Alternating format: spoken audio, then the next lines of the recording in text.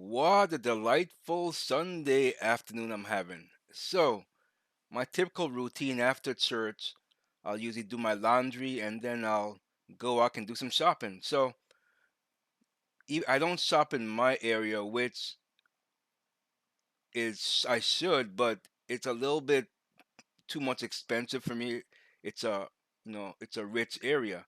So, I don't shop in Hadley only when I get stuff for the dogs because there's particular snacks and stuff out there that's it's more expensive, but I don't spare any expenses on my dogs, only myself. So I'll shop in Chicopee, which is more for it's economically friendly. So,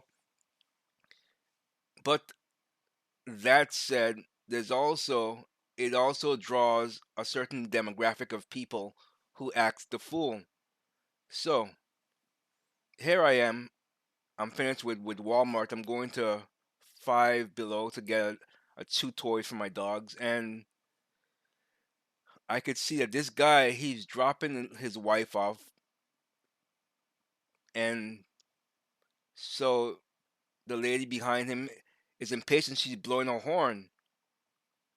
So after the wife gets out and walks across the street, the guy decided to be vindictive and not move his car even though no one was crossing the street.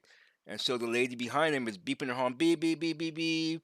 He started calling her every name in the book, the B word, how much her stuff smell and stuff like that. And so he didn't notice that I saw all that go on.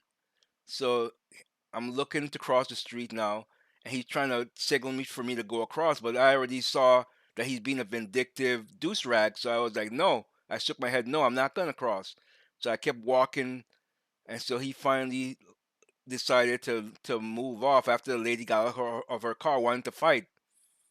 And so I crossed the street. I looked at him and said, "Was there really a need for that?"